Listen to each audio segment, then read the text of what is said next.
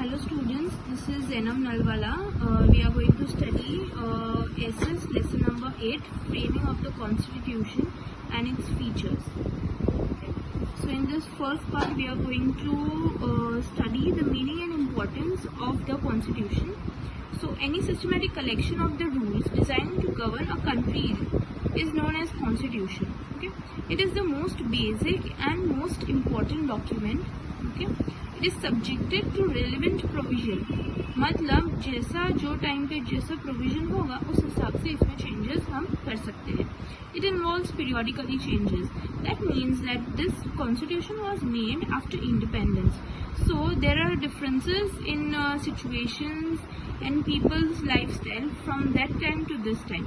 So the periodical changes can be done accordingly. Now the next is the process of framing of the constitution. Britishers didn't give us independence just before a day.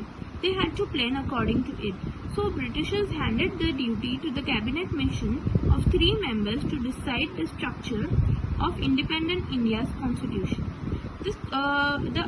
Another team was Constituent Assembly, which had 385 members from different sections of the country, of different castes, different religion, different geographical locations. Okay, they met for 166 sessions for about in the duration of 2 years. Okay. This constitution. Another team was Constituent Assembly, which had 385 members from different sections of the country, of different castes, different religion, different geographical locations. Okay, they met for 166 sessions for about in the duration of 2 years. Okay. This constitution came into existence on 26 January 1950, which is approximately after 2.5 years of our independence. The next topic is importance of preamble. Preamble is the soul of our constitution. It is given at the very beginning of the chapter. It is given at the very beginning of the constitution. Okay.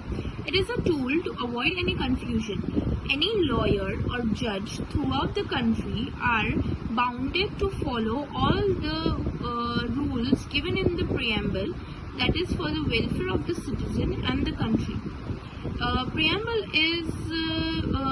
has to be considered as it rejoins brotherhood and nation's unity and integrity. The next is the pillars of preamble. Democracy.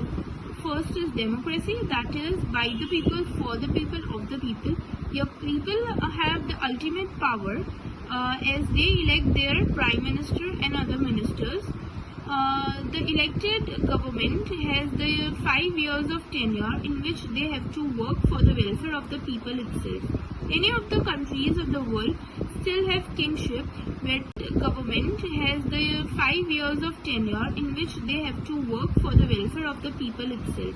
Any of the countries of the world still have kingship, where people have no power to vote. The voting age is above 18 years, and this is known as adult suffrage. This age is known as adult suffrage. The next point is socialistic. The next pillar is socialistic. This is the prime feature of the state, where the state cannot discriminate anybody on the basis of their economic status. For example, if a rich has committed a murder and a poor has committed a murder, so the punishment will be same for both of them. Okay. The next point is secularism. India is a secular country. As India has many religions, as India has many citizens who follow different religions, and even subcaste are there. Like in Hindus, there are Jain, Vaishnav, Brahmin, etc. So India is a secular country. That means India as a whole does not follow any religion, but has equal respect for all the religions. Nobody can force you to change your religion, and nobody can discriminate you on the basis of your religion. This is the first part of our chapter, which ends here. So this is the second part of lesson number 8. In this part we are going to discuss the basic features of the constitution. Okay, so the constitution came into force on 26 January 1950. The first feature, important feature, is the written form of the document. That India has the constitution in the written format. Okay, many countries like Britain and Israel doesn't have a written form, and considering the social geographical circumstances of India, we have drafted our constitution in a written form. The next point is that see, these are the flags of Britain and Israel who doesn't have written form of constitution. The next part is longest constitution. India has the longest constitution in the world, largest, because here 444 articles are previously there were 395 articles, and now there are 444 articles included. USA has 7 articles, China has 138. So this is just for the comparison purpose that India is proven to be the largest constitution in the world. The next part is about the citizenship. Many of the countries in the world have the citizens have dual citizenship. That is, a citizen has to follow the citizenship of the state as well as the nation. But in India, we just have single citizenship. Single citizenship is that Indian person is not a citizen of any state. Single citizenship is meant for national unity and national integration. Okay. The next part is federalism. See, this image is just for a purpose that the state and nation work together. Many things are under the control of the state individually. Many things are under the control of nation. Some things are taken care by both the parties. Okay, and some things are even there where both doesn't have any responsibility. Still, for a better working, they have divided the things according to their preferences. Okay, so let's go to detail. Okay, see, these are the 3 detailed list about the union, that is the things to be taken care by the nation, state, the things to be taken care by the state, and the concurrent list is all about the things to be taken care by the both. In nation, we have huge subjects of importance, that is defense, banking, currency, foreign affairs, etc. Then in state list, we have police, trade, commerce, agriculture, irrigation, and in concurrent list, we have education, forest, and in concurrent list, we have education, forest, union, marriage, divorce, and etc. The next part, see, this is just for a reference. Wait. Okay. This is about your textual thing. The central government is in purple. The state government responsibilities are in blue part, and the middle part, the subset, is in green part, which denotes that both of the parties have to take care of this. Okay. The next topic is residuary powers. Now these means responsibilities which are not under the state as well as not under the nation. Here important things are like just like a computer software, or the things like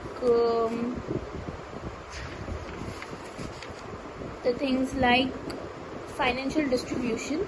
So it is done between the mutual consent. So the excise, custom, export, import, income tax, the major taxes are decided by the central government, whereas the sales tax, revenue tax, entertainment, education tax are under state government. Okay. The next point is types of emergency. See, our constitution has also mentioned the 3 types of emergencies which the government can declare. The first one is the national emergency in the emergency. The next one is due to the increase in prices, okay, inflation in certain prices. So the financial emergency is the third one. The next point is the parliamentary system. See, we all know that we elect our rulers. I mean, we elect our ministers, prime ministers. Then prime minister and his council. Prime minister and his council mutually elect the president. Okay. So we do not directly vote for the president, but we indirectly do that. Okay, so there are upper class and lower class, Rajya Sabha and Lok Sabha. Okay, then Council of State. Lok Sabha is a house of people. It is upper house, it is lower house, it is a representative of states, it is a representative of people. Okay. The next point is independent and impartial. See, this is a picture about Lok Sabha and Rajya Sabha. How does it look? The next part, see, it is clear from this. Here there is legislative, under which president comes. Under president comes the parliament, and under parliament there is Rajya Sabha, Lok Sabha. Then in executive part is prime minister and council minister. In judicial part it is Supreme Court, High Court and District Court. The next topic is judiciary system in India. It is also easily in detail conveyed in the third part of lesson number 8. Our continuation is the basic features of the constitution. So now is the amendments in the constitution. See, there has to be made some changes in the constitution, because when it was made, it was in 1950. So from then to now, there are many changes in the lifestyle, in the system, government, etc. So the changes can be made when there are 3 ways when the changes can be made. First, the changes can be made by a simple majority of the members present and voting in the parliament. Okay. The next point is when, see here it is given, amendment in by special majority of the parliament, that is the 2/3 majority of the members. Then the third is when the amendment by special majority of the parliament and the ratification of at least half of the state legislature. Okay, when 50% of the state legislature is required. Okay, so this has to be made with the interrelations between the union and the state structure. Even the judiciary is important in this amendments. Okay, their consent is important. So without the majority consent of states, it's not amendable. Then to the mixture of this can make the constitution. See, everyone has to agree for the changes. Even if some do not agree, there has some major changes. Okay. The ninth point is the adult suffrage. That means the age of voting. It's already mentioned in the constitution, that is the 18 plus. There can be nobody can stop you from voting. There has to be your name in the list, in the voters list. Okay, you can vote for the elections of the parliament, legislative assemblies, local self-government bodies, and it has to be done without any discrimination of education, property and economic status. The next part, see, this is the voting desk. Okay, if you don't want to vote any of the above given party, you can click on this NOTA. Okay, if you want to select any party, you can select that also. Okay, moving further, the 10th one is the secularism. We have already discussed it earlier, that being a land of multiple religions, the land itself, India itself, doesn't have any particular religion. Okay, they support all religion. They cannot force any person to follow any religion or anything. Okay, the next is the judicial review. So judicial review is very important. Okay, this is for secularism, that all the religions together make up India. Okay, that religion and state are in different directions. Okay, they don't go hand in hand. Okay, judicial review. Okay, judicial review is something that has the power to examine the laws of the local, state and national governments, and they can cancel if they are violating the constitution. So this is the judicial review. The next one is the fundamental rights and the duties. Okay, we already know that we have 6 rights in India. Right to equality, equality in everything, in job, in education. The right to freedom, you have freedom for anything, wherever you want to go, whatever you want to follow. Okay, right against exploitation, you cannot make slaves. Okay, now you cannot force anybody to be your slave. Then right to freedom of religion, you can follow any religion. Then cultural, education rights, you can have any cultural activities according to your choice. then rights to constitutional remedies. Okay, so next point is fundamental duties. See, these were the rights, now there are duties. Okay, there are a list of duties to be followed. Okay, the basic one is right to constitutional remedies, and the children of 6 to 14 years, they have the right to educate themselves. These are remedies, and the children of 6 to 14 years, they have the right to educate themselves. These are made very necessarily and were added later on. Okay, so directive principles of state policy, number 13. According to this, there are socialist principles, Gandhian principles, and liberal principles, and the articles are given accordingly. Okay, matlab the state have to follow the policies decided previously. Okay, see, equality. Okay, the last point is about the provision for the backward sections of the tribes. See, we have many backward sections in the tribes, so to get them in front, to support them, to make them successful, we require certain provisions for them. Okay, to be equal to other people. Okay, so even we can see there are provisions in railways, in trains. We have simple another compartment for handicapped people. Then many a times there are certain job for them in certain areas. Okay, so that is to bring them ahead. See, many a times the creamy layer reserved SC ST, that is scheduled caste, scheduled tribe, मतलब वो लोग ज़्यादा गरीब है, वो लोग गरीब ही होते जा रहे हैं, एंड द रिच